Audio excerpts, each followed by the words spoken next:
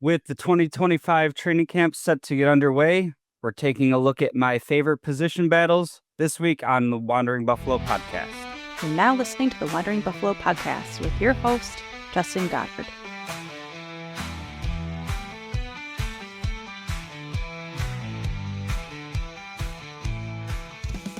Bills Mafia, welcome into another episode of the Wandering Buffalo podcast. My name is Justin, and I am your host, and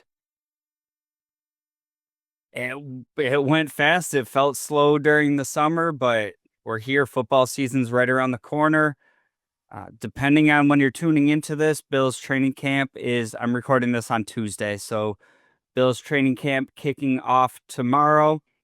And I just wanted to take the opportunity to take a look at some of my favorite position battles, some of the areas that I think are going to be the most intriguing. And I will say, going into this training camp, that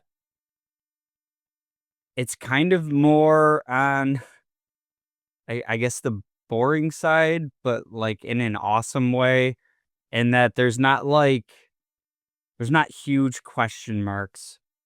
And even going back to like last season, moving on from so many players and kind of resetting the defense and getting younger and cheaper in a whole bunch of areas, the roster's kind of back to being established and knowing what to expect. And yes, there's young players in the mix that are going to be expected to have impacts, and we have questions there. But really, when I'm getting into what battles I see coming up in camp, it's like good competition, and I'm excited to see who wins these competitions, but it's not like, some fall off plan if, who you're hoping wins gets hurt or anything like that. I think we're getting back into the established starters, the established depth that we've been so used to with this team. So there are some interesting battles while also having like a very comfortable roster, if that makes sense. So we're going to get into it. The first position that I'm looking at, and this isn't really a battle, this is more looking into the future and what the team might think of some of these guys, and that's at running back. Really just seeing what the combination of Ray Davis, Ty Johnson, and even Frank Gore Jr., what they look like throughout training camp and preseason. Does it start to look like the team would be comfortable if they had to move away from James Cook, if they can't get a contract done? Or, we'll probably see very limited reps from Cook during training camp and preseason. Does it kind of look like oh crap, give him what he wants because that group looks bad without him? And I think that's just interesting to see how the depth shakes out there. At the wide receiver position, this is one of the two spots that I think is the most intriguing numbers wise. And the other area will be kind of the secondary as a whole. Just with this team, we're so used to having contributions from key special teamers and Taiwan Jones, Medikevich, Saran Neal. We know all these guys. They were around for so long. They made big special teams impacts, even getting into like a Cam Lewis. And we moved on from a lot of those players, and there's a lot of unknowns. So I think with the wide receiver position, it's very intriguing because there's kind of like a consensus accepted top five, being with Khalil Shakir, Keon Coleman, Elijah Moore, Joshua Palmer, and Curtis Samuel. But none of those guys really historically have done much on special teams in the NFL. And I think Elijah Moore could be a realistic answer as a punt returner. But then we get kind of into, is it a difficult decision to make of, do Elijah Moore and Curtis Samuel have too similar of skill sets? You know, are they a bit redundant? Does Curtis Samuel look like the guy that you were signing last year before the injuries piled up again? Oh, the Bills typically carry five wide receivers. Is this the year that they carry six? And if so, who's that sixth receiver? You know, we're talking between Jalen Virgil, Tyler Shavers, Caden Prather, Laviska Shenault. There's a couple other guys in the mix. You know, is it a year where they keep six and Jalen Virgil's kind of a surprise to make the team because of what he brings to the special teams game? That's an interesting spot to me. Not only of what numbers the team ends up with. Do they keep five? Do they keep six? But who those guys are and how they arrive there. For the offensive line as a whole, I don't think there's anything tremendously interesting for this particular season unless we see somebody, you know, really looking so good that we're able to swing a trade and, you know, get something back for rather than try to sneak a guy onto a practice squad or make a cut that you didn't want to make. And I think this group is so interesting. You're returning the top 9 guys from last year, and we have big contract decisions that are going to be coming up with David Edwards is going to be up for a contract. He's playing in his last year. Connor McGovern is playing in his last year of this contract. Osiris Torrance is extension eligible starting next year. And then you look at some of the depth with this group in Tylen Grable, who looked great last year. Alec Anderson, who's been that, you know, jumbo extra lineman. Cedric Van Pran Granger, 5th round pick, but that Georgia pedigree. Kendrick Green, who was brought in this past offseason. Ryan Vandemark, who was your swing tackle before Tylen Grable showed up. I just think there's so much depth there of, is it one of these depth pieces that ends up getting moved? Is it one of these guys that's going to be up for a contract that you think might have some trade value right now and you're comfortable with one of these guys, younger guys stepping in? I think the offensive line as a whole is super interesting. I think the depth is tremendous, and I guess I'm interested to see if they decide to kind of go into this season and, you know, just run it back and rock with that depth that they've established and just have the continuity for, you know, one more year, one more run, or is it time to like start making decisions of, you know, McGovern, we love you, getting up there in age and you're going to have a price tag attached to you.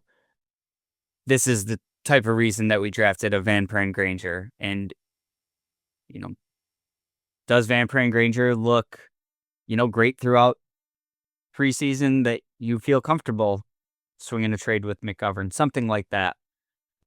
I don't really anticipate a move like that. I could see something happening with David Edwards, who I think is, you know, more of like an acceptable level starter. I don't think he's, you know, a key cog to this offensive line. And maybe you'd feel comfortable kind of getting ahead of that decision of, you know, the upcoming contract. I think that would be the type of move that we see, or one of these depth guys like, hey, we're kind of loaded up on depth. We're kind of ready to reload as needed. Let's get some value for a guy that, you know, is going to be an unfortunate cut to the team. But that's about it on offense. I mean, we know a lot of the changes happened on the defensive side of the ball this year, kind of in a run it back position with the offense. So for me on the offensive side of the ball, it's more towards like seeing where guys are at, looking towards the future. On the defensive side of the ball, I think starting with the defensive end group, I think the first thing we're looking at, and I'll do this with the defensive tackles and defensive ends together, is just getting a gauge at where these young guys are at. And I'm not just talking about the rookies and, TJ Sanders and Deion Walker and Landon Jackson. I'm looking at, Javon Solomon from last year and, seeing what Michael White looks like before the suspension kicks in. And I look at this group kind of as a whole, in particular defensive end, kind of similar to the offensive line, where, do we see some of these young guys stepping up in such a meaningful way that you feel comfortable moving on from somebody else that might be a difficult decision coming up. Uh, Looking at AJ Epinesa, contract coming up. He's been a good rotation player for the Bills, but never really lived up to that second round pick status.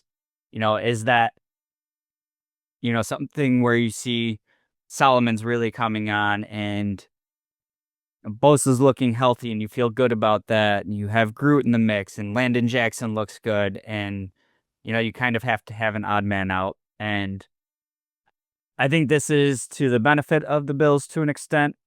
It's kind of finding the silver lining of the suspensions, and this will carry over into the defensive tackle conversation as well. Uh, you probably don't have to make these decisions until you're actually in the season, and maybe Epinesa would make the roster now, and you could kind of wait it out and see, does an injury happen somewhere across the league, and now you can get a little bit of pumped up value for him, free up some money this year. I think that's an interesting group to watch. And like I said, continuing into the defensive tackle room, it's kind of a very similar story, but on a bigger scale of how do these young guys look? Is there a surprise cut? Is there a surprise trade candidate? Again, with the Ogunjobi suspension, we get the benefit of, you can probably keep an extra one of these guys around if you want to through cut down day and kind of feel it out for that first 6 weeks of the season. I could see, in a perfect world, you might get through that 6-game suspension.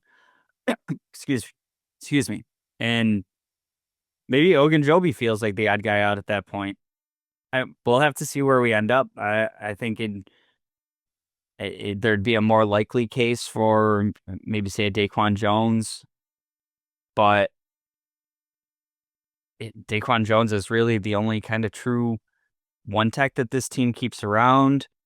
Is that something they're interested in doing? Are they interested in just having all guys that are, penetrating, get up the field kind of guys?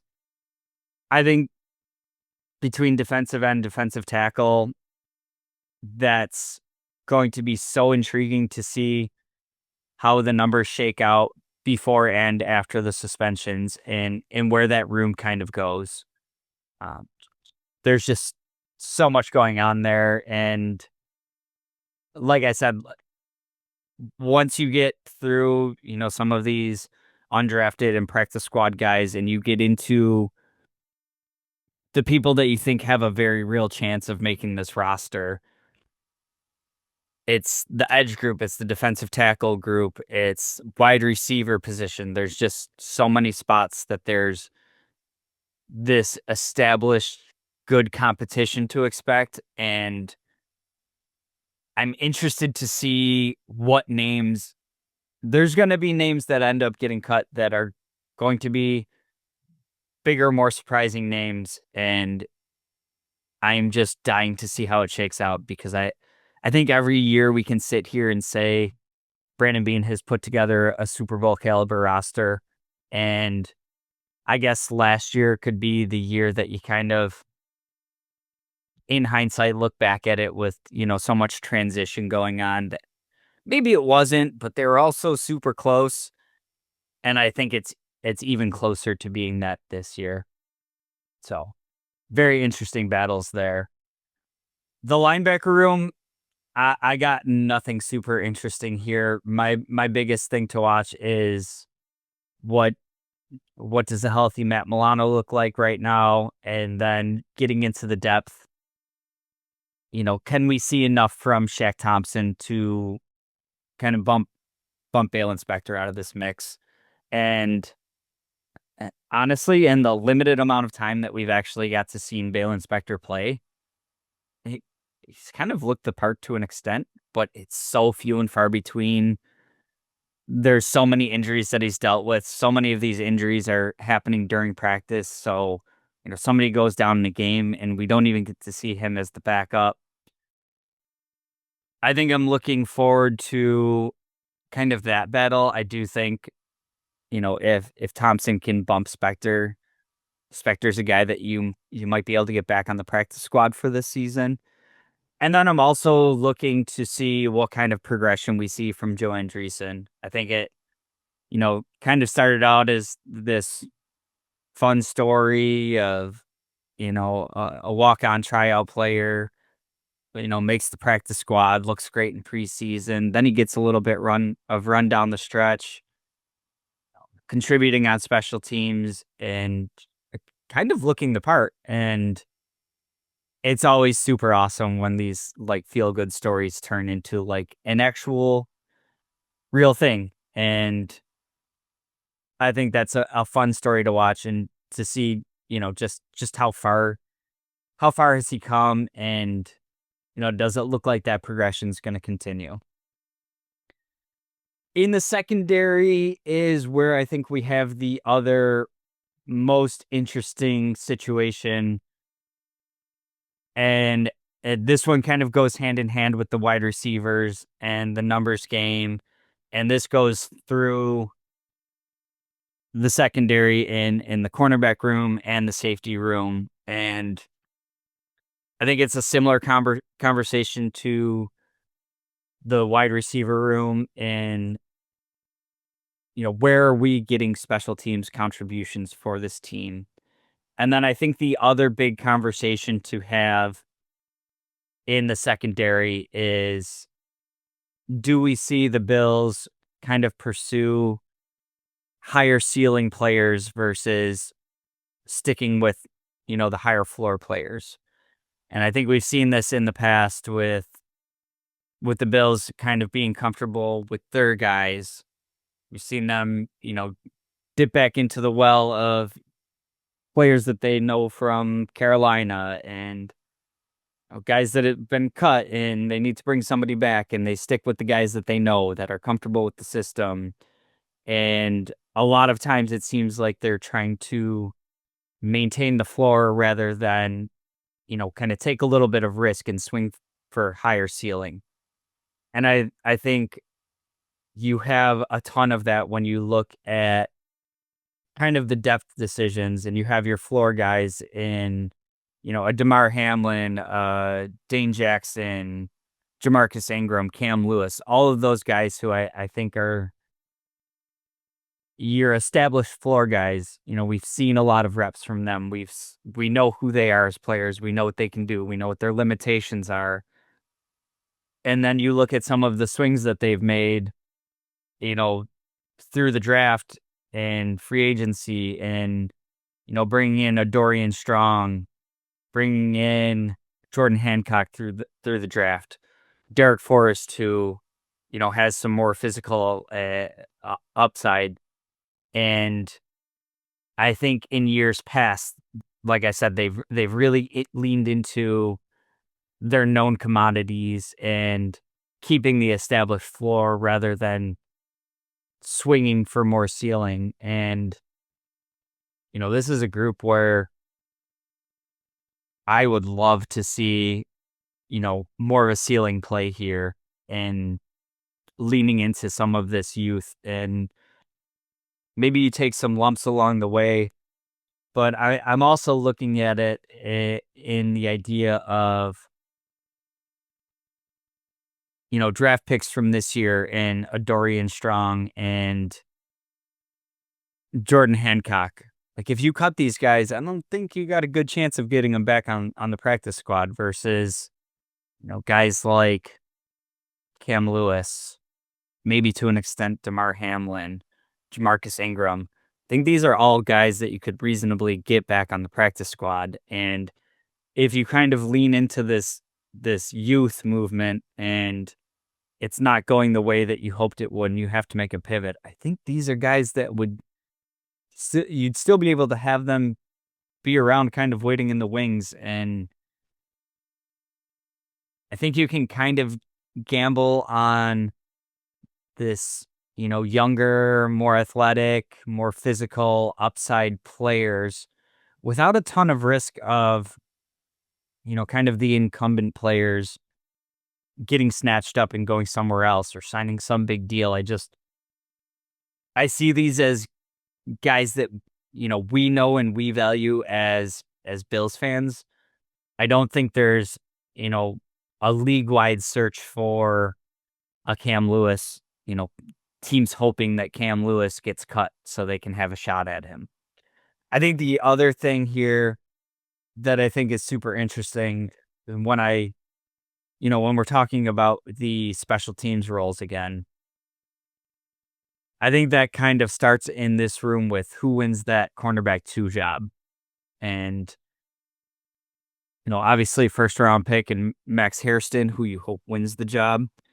But then you also have Trey White in the mix. And it wouldn't surprise me if, this regime and their comfortability with Trey White that, he initially wins that spot. And, we see Max Hairston, take over eventually. If that doesn't happen and Hairston wins the job outright and now Trey goes to being a depth guy, he's never really been a special teams guy. So, does he even make the roster at that point? Is it CB2 or bust? Is he a guy that you could get onto the practice squad? I would think not. I think there'd still be some sort of market out there for Trey White. And then, looking at the depth behind in that position and that Dane Jackson has been on special teams. Cam Lewis has played a role on special teams. DeMarcus Ingram has. Does Trey White become an odd man out because of his lack of special teams contributions? I think that's where the numbers games get so interesting here. And then kind of rounding out the room, Brandon Codrington and Daquan Hardy. I definitely don't see a path where both of these guys make it. And to an extent, I have a hard time seeing a path where either of them make it.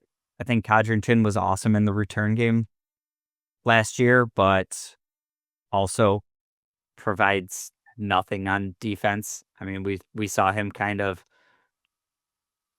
come into games where the team is, just salting away a lead and just Codrington getting absolutely picked on. So I interesting situation there. And then Daquan Hardy is kind of the opposite of, the idea that he was brought in, largely talked about as a returns guy and made a lot of questionable decisions in the return game. And you know how that goes with McDermott. That's going to be a tough uphill climb for him to get that trust again.